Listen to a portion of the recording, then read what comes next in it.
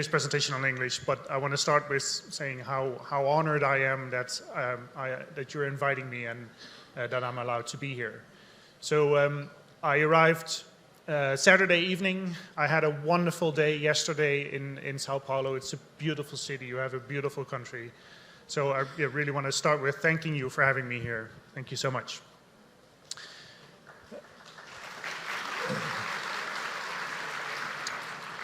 So usually these presentations start with the earth is burning, we have a lot of failure costs, we need to do a digitalization, etc., etc. This is not going to be one of those presentations. I am not going to tell you how bad things are and you need to change. This is going to be a presentation where I hope I can help you with the things that you're doing to improve that and to do that more efficient. So let's start really at the core basic. In my opinion, I love the construction industry. There's a lot of great ideas. We do magic compared to other industries. It's a very complex industry. So there's a lot of great ideas, and there's always multiple people that need to exchange those ideas. And it always gets tangled up in confusion between experts or non-experts and experts. So that's why we started to make these drawings. And because we had drawings, we also got standards. So everyone had the same kind of interpretation of those standards. So you needed to be an expert to understand the standards, but it worked, and it got a massive productivity boost in the construction industry. Then we got digital. We started to make the drawings digital. So that was the first step. But afterwards, we got more digital, and we got smarter, and now we have this a much more intelligent way of making models and can generate drawings from it. So now we can automate tasks like doing automated clash detection, doing cost analysis, and this is all because we became more digital, but also because we had a lot of these data standards. So to be able to get information from one software tool to the other, these data standards are very important. So why are they important?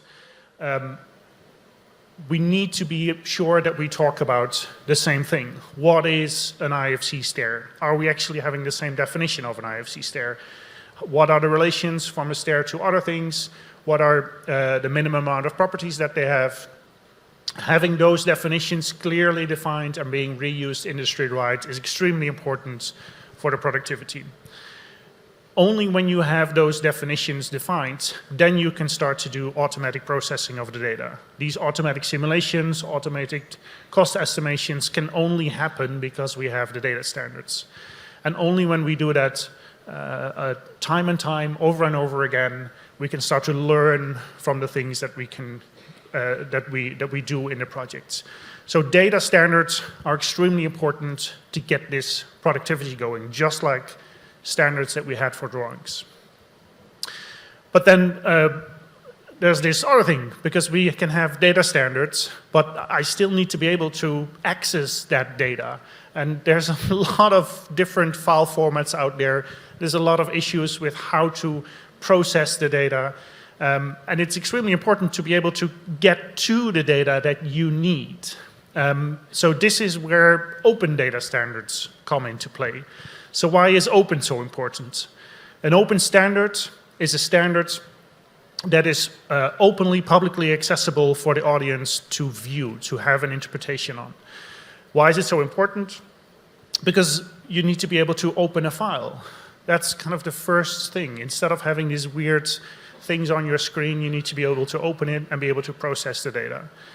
Then on top of that, the standards that we are defining need to be based on precisam consensus ser and baseados em international collaboration. consensos e So that needs colaborações to be done in an internacionais. open manner, Então in isso an precisa ser open feito de forma framework. aberta, numa estrutura aberta, um framework aberto e um ambiente aberto. E finalmente, que é a parte mais importante para mim, particularmente, os padrões abertos são tão importantes porque eles permitem que a indústria controle o seu roadmap digital.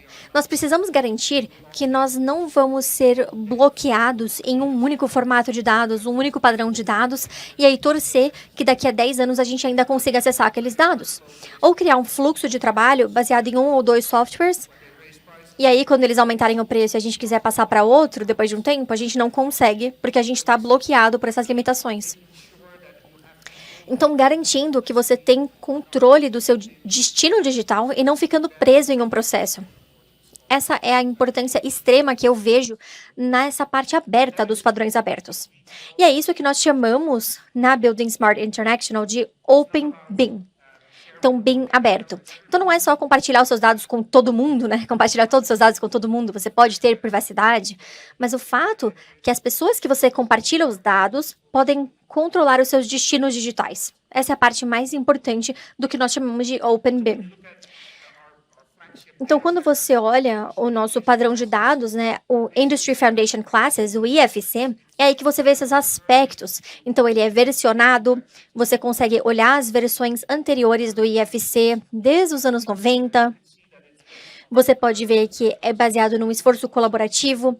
Todo mundo, inclusive você, pode sugerir ajuda, pode sugerir melhorias, você pode ver quem contribuiu, então é transparente, quem aprovou essa mudança, e tudo isso é muito importante e está disponível publicamente no site buildingsmart.org.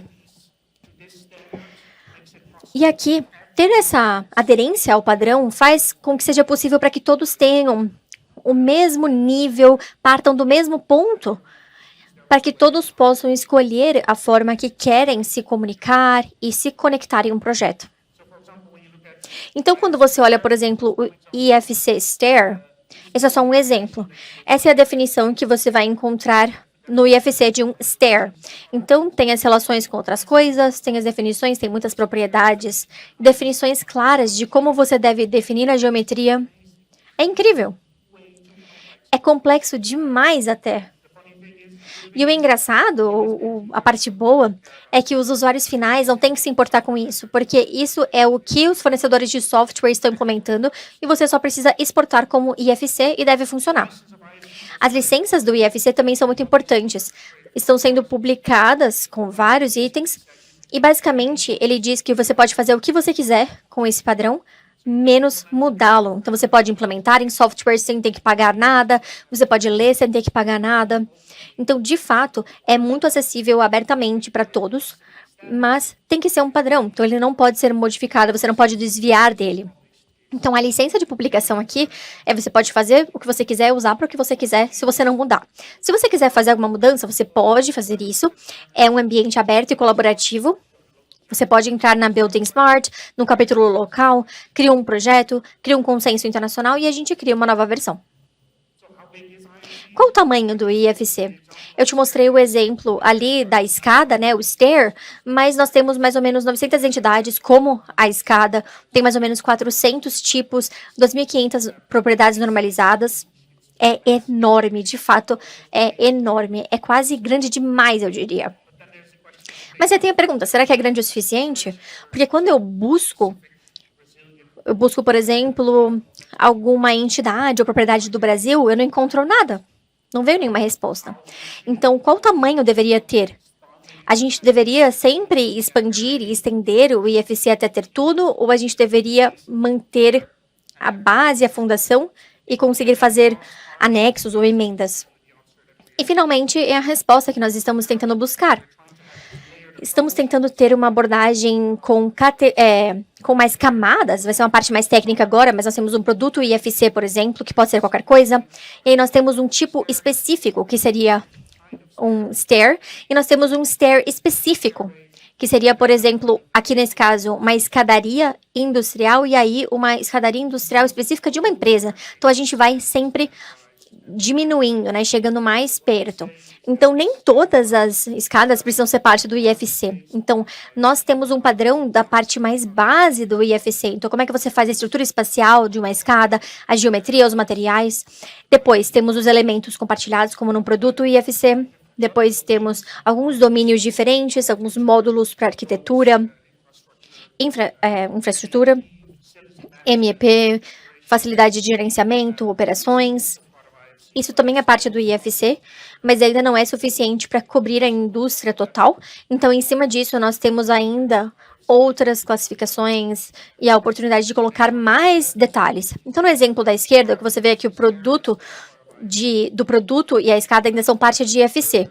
Mas se você quiser chegar, afunilar em coisas mais específicas, como na Europa, como o ITM está fazendo, ou até ao nível de uma empresa específica, você vai sair um pouco do IFC. Então, genericamente, tem uma parte do IFC que nós chamamos de base, né, que seria o F de foundation, de fundação no IFC. E a única coisa que tem no IFC é a parte que nós conseguimos concordar globalmente, internacionalmente. Tudo que for além do IFC trabalha junto com o IFC, mas não é parte do IFC. Tudo isso junto e como essas coisas se conectam, você pode fazer correlações entre as coisas, como isso pode ser decomposto e como podemos afunilar mais, tudo isso pode ser publicado no Building Smart Data Dictionary, o dicionário de dados da Building Smart. Você pode encontrar ele online e você pode buscar, por exemplo, stair. Aqui seria a escada. Ele vai buscar vários diretórios dentro do IFC, mas também, como você pode ver na esquerda, também vai buscar na classificação de outros países, no ITIM, que é uma norma para a indústria eletrônica. Então, ele vai buscando em várias bibliotecas que estão disponíveis e são partes desse dicionário de dados. E quando você entra, por exemplo, nesse caso, que é uma escadaria, faz parte do CCI, do Sistema de Construção CCI, você vê que tem links ao IFC, você vê as propriedades, que são propriedades IFC, que estão conectadas com esse sistema. Nós temos a licença, o dono, a versão. Então, esse dicionário de dados é um serviço onde outras normas conseguem ser conectadas a outras normas, podem criar emendas ao IFC, e aí essas normas nacionais podem trabalhar junto com as normas internacionais. Coisas boas em relação a isso, se você tiver interesse sobre esse dicionário de dados, é que nós estamos usando uma URI única para facilitar essa identificação. E estamos de acordo com a ISO 12006 e a 23386 para você ter um versionamento correto. Se você quiser saber mais, tem aqui esse link que está na tela. Você pode buscar as propriedades ou as áreas que você precisa, as classes que você precisa no seu projeto. Você pode usar isso para definir os seus requisitos. Então, o que nós cobrimos até aqui? A parte aberta do OpenBIM, a parte aberta dos padrões abertos, parte do IFC, entramos nas partes mais técnicas. Geralmente, essa é a parte onde eu faço uma pausa, mas infelizmente eles me deram 50 minutos, então vocês vão ter que ficar comigo, não vai ter intervalo. E nós ainda temos várias coisas para ver.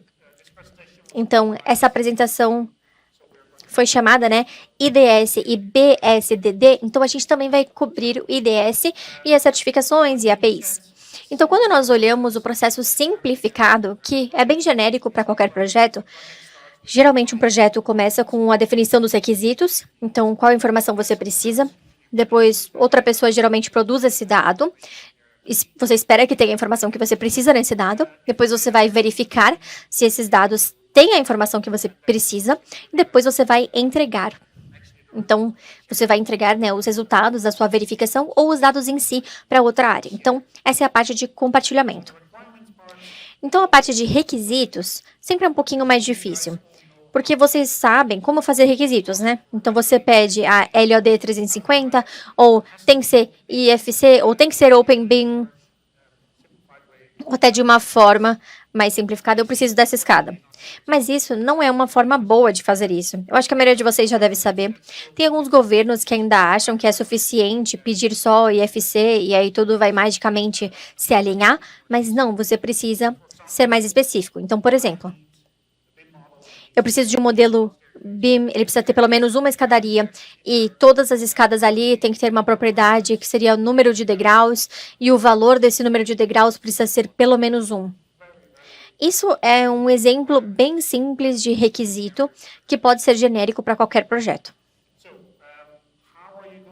Então, como você vai trocar esses requisitos? Porque você pode ter uma lista de centenas de requisitos. Como você vai trocar eles em um projeto médio, normal?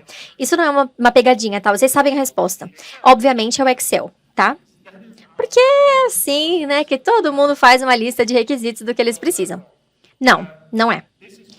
Então, é aqui que nós temos o sistema de entrega de informação. ou a especificação de entrega de informação, que seria o IDS. Então, você pode fazer uma lista de tudo que você quer ter exatamente, quais são os requisitos de informação. Por exemplo, eu quero ver pelo menos um desses, precisa ser parte de uma assembleia. Se tiver isso, então também precisa ter aquilo. Então, é aqui que a especificação de entrega de informação entra, é o IDS. Então, ela é uma norma que você pode compartilhar com outras pessoas e não tem nenhuma dúvida, nenhuma interpretação, nenhum esforço humano necessário para te ajudar a definir esses requisitos. Existem várias formas de olhar para esse IDS. A forma do meio é o formato XML, mas quando você abre numa visualização, você vai ver quase um texto de contrato que está sendo gerado desse XML. Então, se você define o IDS definido por esse requisito, você pode também gerar um texto de contrato que você pode colocar como apêndice no contrato e dizer isso é exatamente o que eu preciso. Não uma LOD 350, mas esses são os requisitos que eu preciso para uma escadaria. Então, essa especificação é basicamente o primeiro elemento que nós temos nesse processo. Depois você envia isso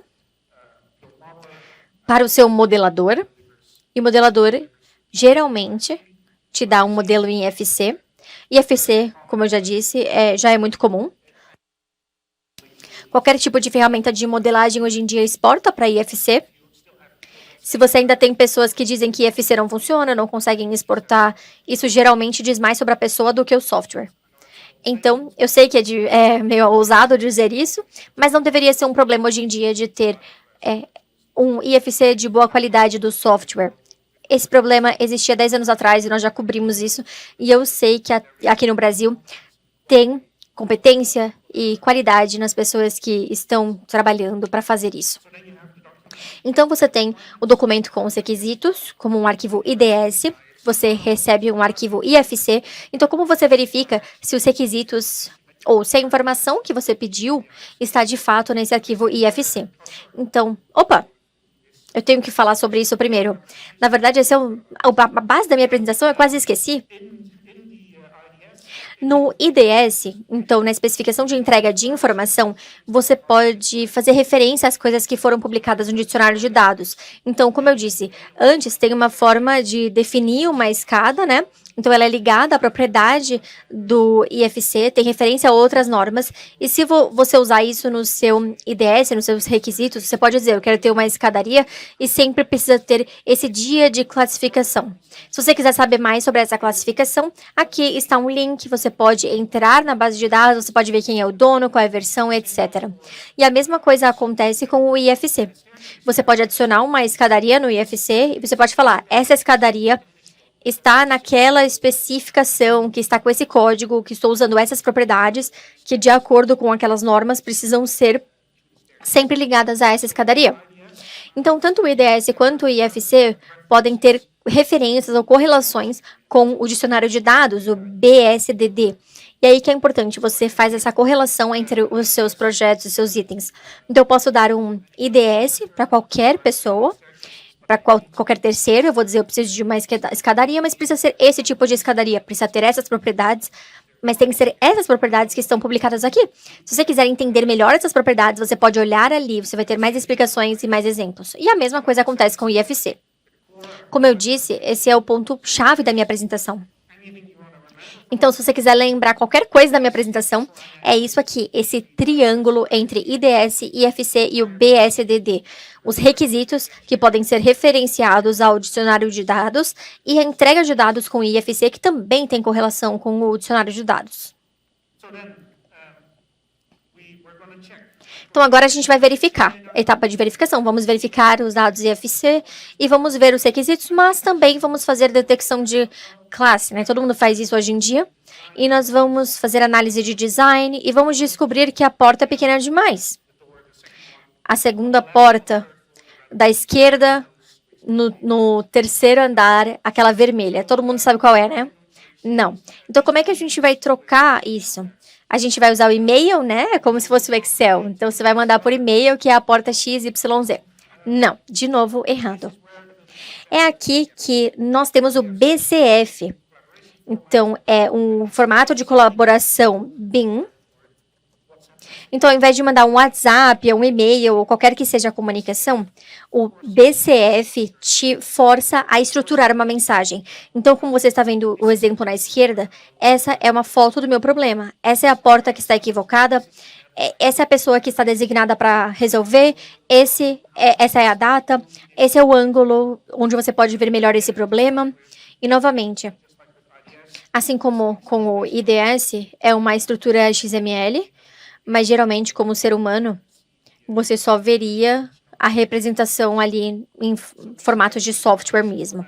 Então, nesse formato de colaboração BIM, o BCF, é muito importante para falar de tópicos, problemas ou o que você quiser discutir com outras pessoas. E você também vai entregar isso. E é aqui que chega o OpenCDE. Então, todo mundo pegou o celular? Nossa, esse é interessante mesmo, então, né? Então, se vocês quiserem lembrar alguma coisa, esquece isso aqui. Não, brincadeira. Então, o OpenCDE é um pouco diferente, é uma norma nova e é um grupo de normas, na verdade.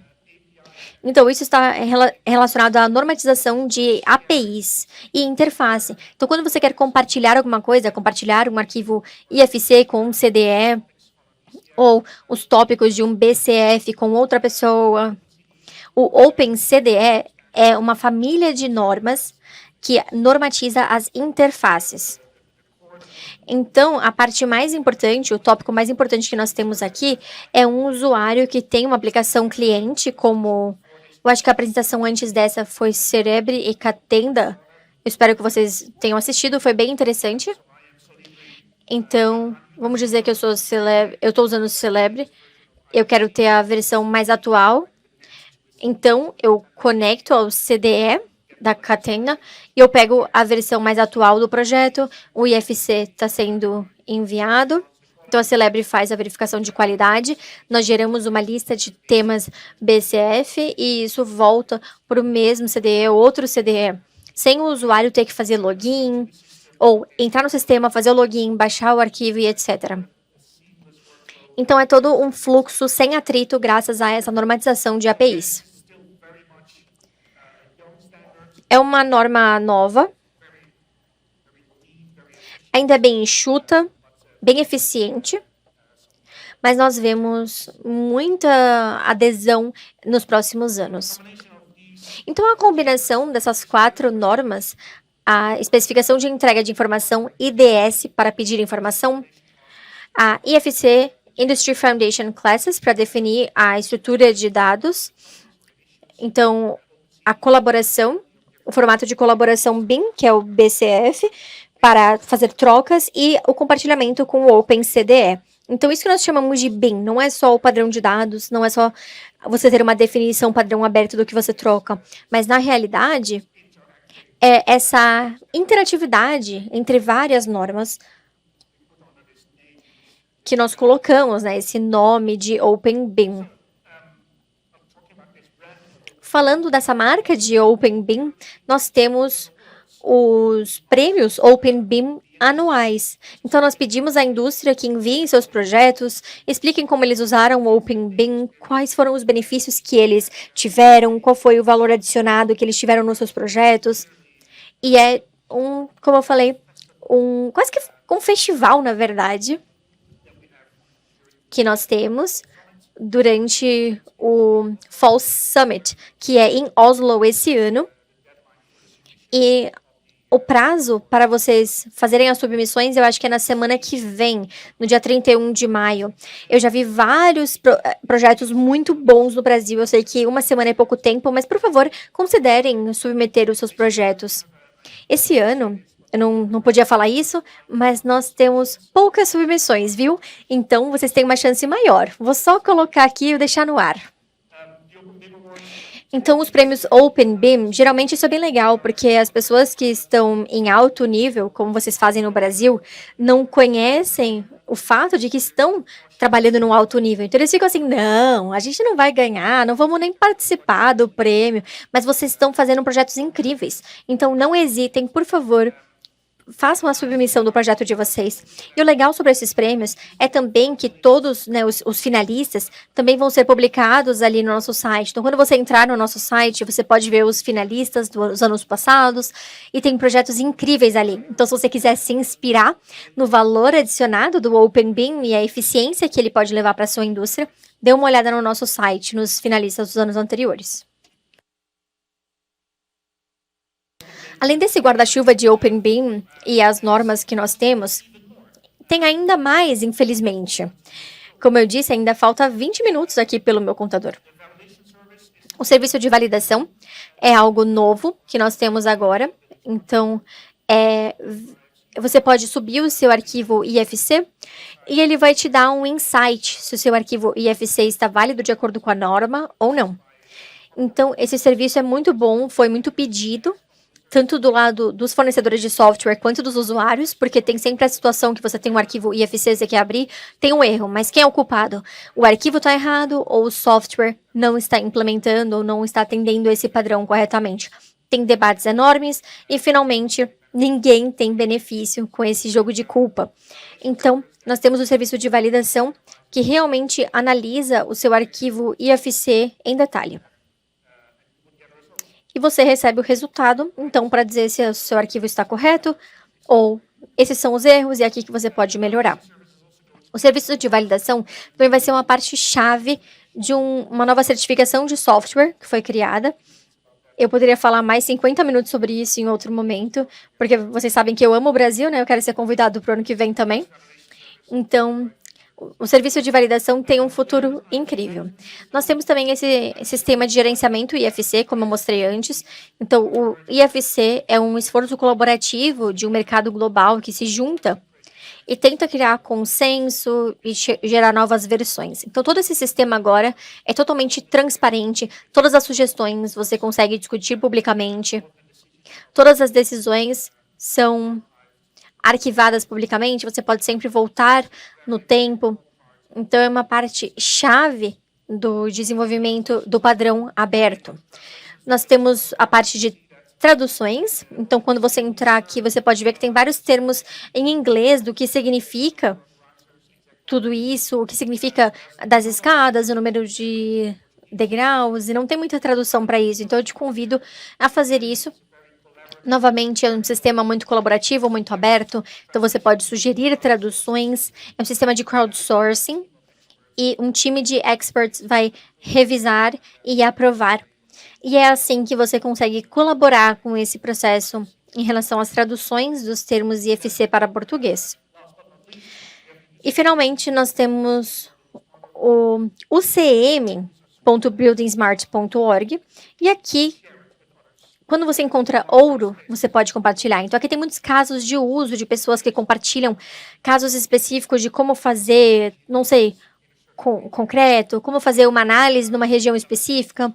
Eles conseguiram fazer muito bem, funciona e eles querem compartilhar. E esse é o lugar onde você consegue encontrar todas essas minas de ouro desses estudos de caso. Então, ucm.buildingsmart.org, você pode achar todos os casos e baixar, assim você não precisa começar do zero quando você for executar algum caso.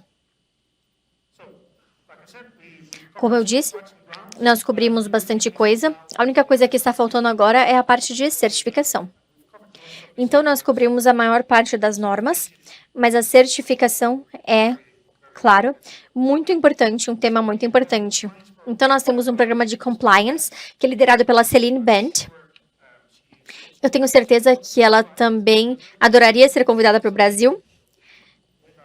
A Celine, sem exagerar, é a pessoa mais inteligente que nós temos. Ela devia ter vindo aqui. E ela está à frente do programa de compliance, que é super complexo. E é uma certificação profissional, então nós tentamos educar as pessoas, educar a indústria para ter o melhor uso dos padrões abertos. Tem também uma certificação de software como um componente do processo. Então, tem muitas mudanças e modernizações aqui também. E tem muitos módulos futuros que estão sendo planejados, como relatórios de sustentabilidade ou até certificação de projeto. Então, se o seu projeto está seguindo os princípios Open BIM ou se o seu projeto está seguindo algum princípio da ISO, por exemplo. Então, essas são coisas que a Celine poderia falar em mais detalhes. Eu tenho alguns slides sobre a certificação profissional, então eu gostaria de focar nessa parte aqui nos nossos últimos minutos. Tudo que você quiser ver sobre a certificação, você pode acessar o site que está aqui na tela. Falar brevemente, o objetivo da certificação profissional é ajudar com a melhoria de habilidades, conhecimento e a expertise de profissionais da indústria. Então, isso está voltado para você. Se você quiser saber melhor como utilizar melhor esses padrões abertos e tecnologias, você pode ter cursos de níveis diferentes e ter uma certificação disso também. Então, nós temos esses princípios de aprenda, ganhe e aplique, para que você siga o curso, receba a certificação, fazendo uma prova, e depois aplique na indústria. Tem alguns níveis aqui. Então, nós temos o nível de entrada, que é gratuito. Então, é uma primeira introdução ao que é a Building Smart, quais são esses padrões abertos. Se você prestou atenção na última meia hora, você já entendeu. E tem algumas normas padrões que interagem umas com as outras. Esse seria o nível inicial. Eu acho que ainda não está publicado, mas vai ser publicado logo. Depois temos o nível base. Ele entra um pouco mais a fundo nessas abreviações. E depois temos os últimos níveis, que são de praticante, né? Então, temos uma bifurcação, gerenciamento e praticante. E, como eu disse, isso é a expertise da Celine, mas se vocês quiserem saber mais sobre isso, depois dessa apresentação, depois do intervalo, você pode mandar para o José Lino. Ele vai apresentar isso também em português, com esse mesmo slide, mas em português. Eu acho que a Universidade de São Paulo já está fazendo alguns desses programas de certificação. Acho que nós temos 60 alunos agora no Brasil que têm o certificado Building Smart e que já estão oficialmente certificados e provaram que entenderam o conceito. E isso também vai crescer no futuro. Então, novamente, nós temos esses níveis diferentes. Isso é o que nós temos atualmente no nível base. Então, um conhecimento básico do que é OpenBIM, com alguns pontos extra, como funções, performance, etc.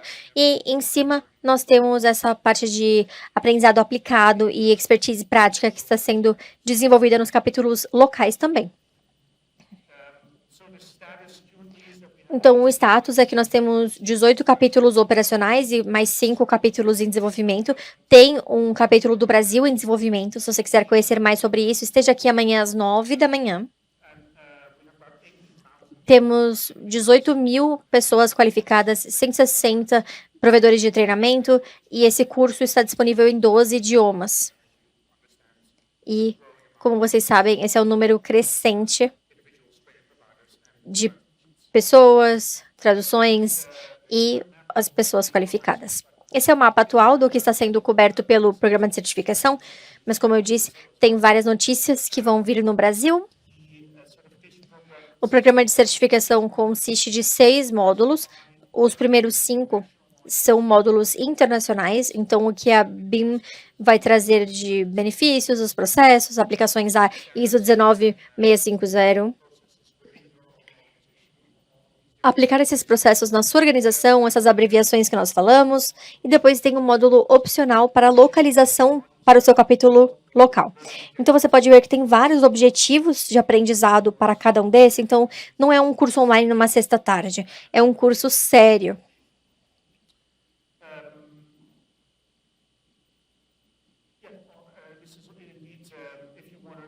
Aqui, se você quiser conhecer mais, nós temos uma lista de treinadores no site e também tem uma lista de pessoas que passaram na prova. Então, não é somente que quando alguém passa o exame e tem o certificado, eles recebem um PDF e acabou.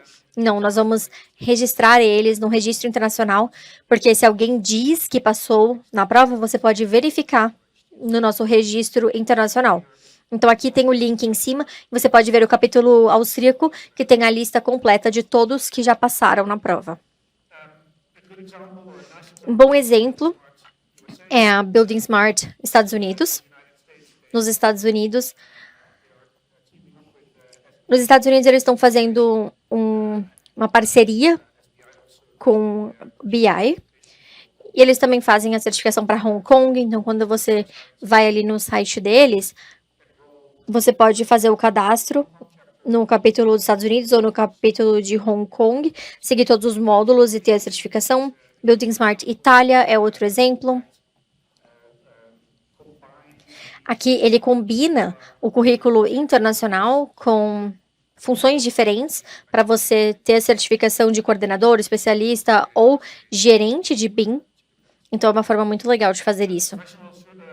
Profissionais que já foram certificados no mundo todo, eles adoram compartilhar o que aprenderam. Tem muitas pessoas que trabalharam com a OpenBIM por 10, 15, 20 anos, mas ainda voltam e eles falam: eu aprendi alguma coisa nova no curso. Então, mesmo quando você já tem experiência com OpenBIM, ainda tem mais para aprender, mais para aplicar. E tem uma atmosfera bem interessante, uma vibe bem legal dessas pessoas, como o Lino vai falar também. Depois do intervalo, tem alguns profissionais certificados no Brasil também, que acho que tem bastante orgulho de compartilhar isso. Novamente, esse site é onde você quer entrar se você quiser saber mais sobre a certificação profissional. E é claro que tem mais ainda.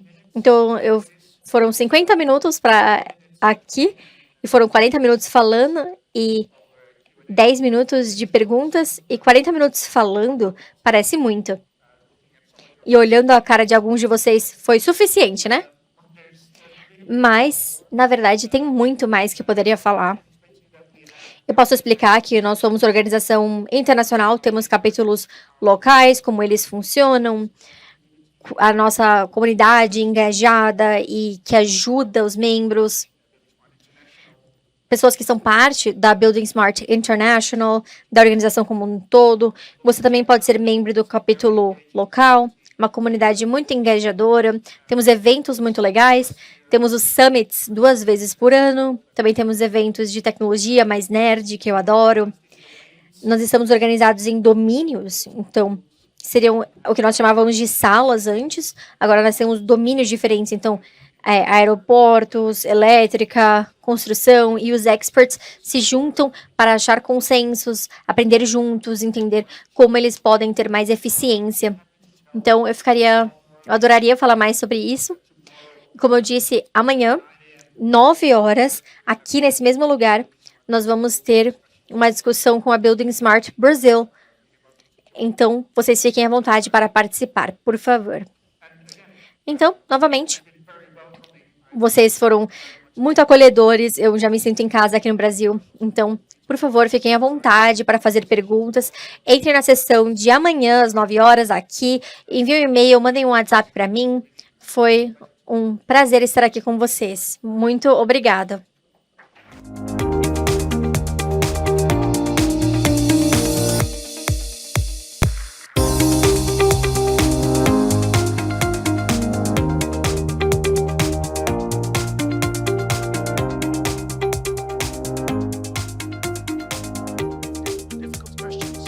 São perguntas difíceis? Sim. Obrigado, Leon.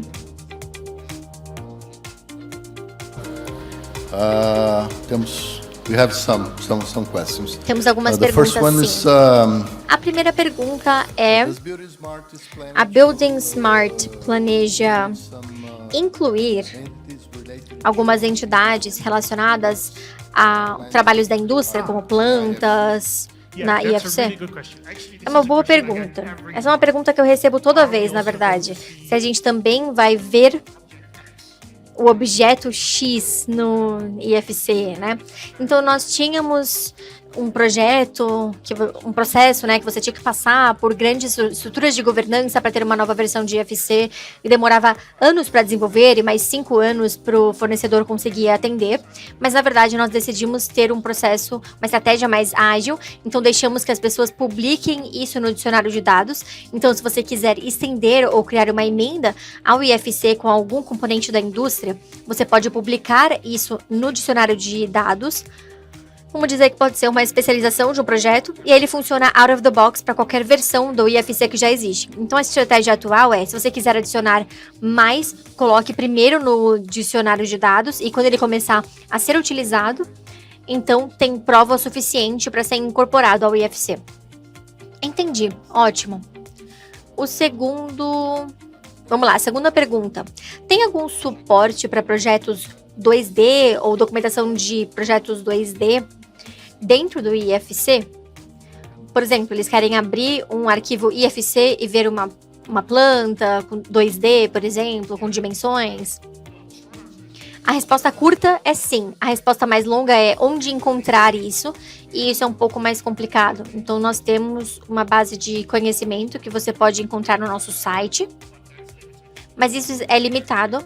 Nós temos um fórum de usuários muito ativo, então na parte de fórum do nosso site, você pode colocar a sua pergunta e geralmente tem uma comunidade bem grande que quer ajudar.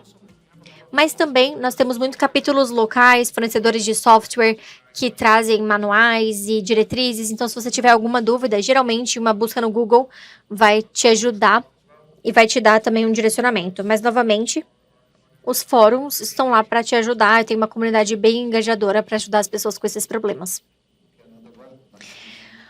Outra pergunta, não sei se você consegue responder, mas... As empresas de software BIM no Brasil estão prontos para uma certificação Open BIM? Sim. Ótimo. Outra. Nossa. Como eu poderia incluir a informação e requisitos de organização, requisitos de troca de informação, de projeto, no IDS? A gente consegue?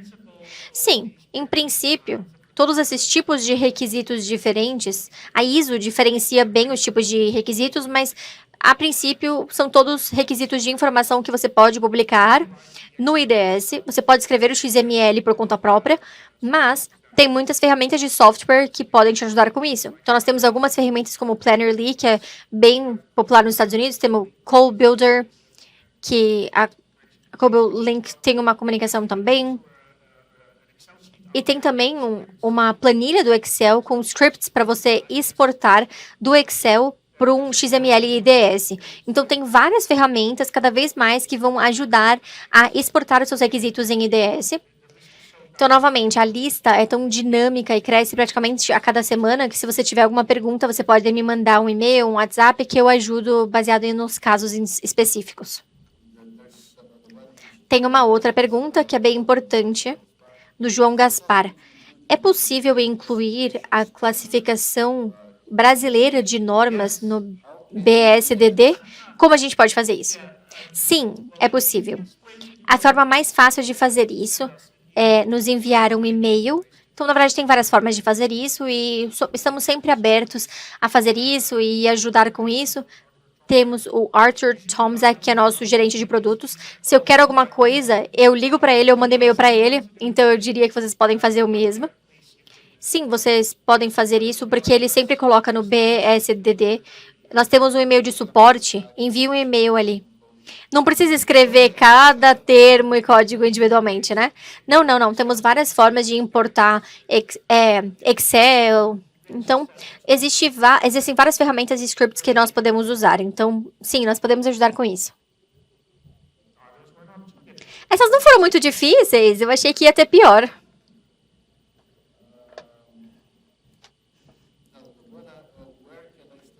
Onde eu posso estudar mais sobre IDS? Bom, nós temos uma documentação extensiva no buildingsmart.org. É um link bem complexo, na verdade. Quando você busca informação na especificação, deve ser um dos principais no Google. Se você buscar Building Smart IDS, Information Delivery Specification, você vai encontrar. Essa é uma pergunta um pouquinho mais difícil, viu? Porque a maior parte da documentação de IDS é feita para os fornecedores de software para implementares. Tem muita documentação também disponível para os usuários para utilizarem, mas os princípios base basicamente você precisa ter uma diretriz de como definir os seus requisitos nas ferramentas. Então, como você define os seus requisitos no Plannerly, como você define no CodeBuilder Connect, no Excel.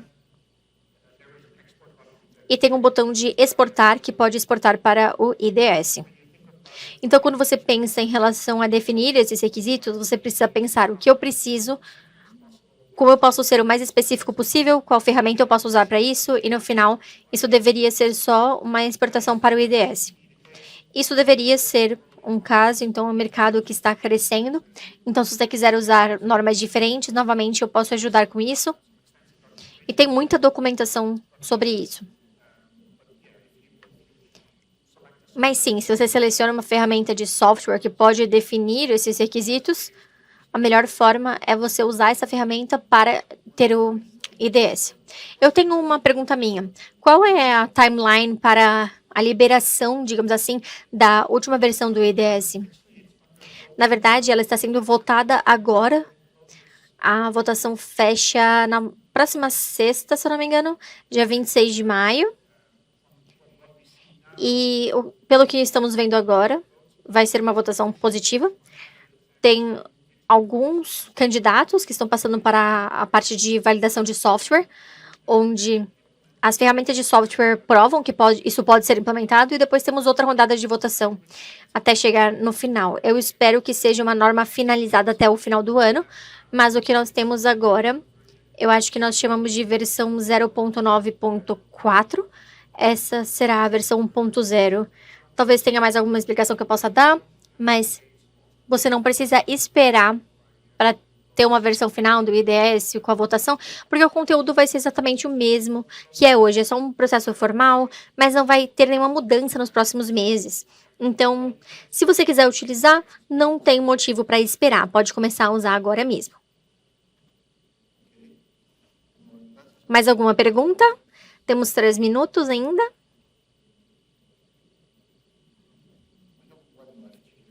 Temos uma última aqui.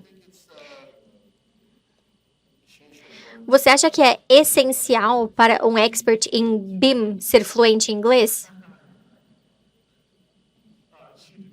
Não deveria. Por exemplo, se você quiser aprender sobre IDS, eu acho que não tem nada em português ainda, né? Não tem muita coisa. Quando você quiser ser inovador e à frente do mercado, então sim, infelizmente o inglês é essencial, mas se você quiser só aplicar isso, tem muitas diretrizes sendo desenvolvidas em português também. Ok, muito obrigado. Eu acho que agora podemos encerrar. Foi uma ótima oportunidade ter você aqui hoje, Leon. E muito obrigado. Muito obrigado.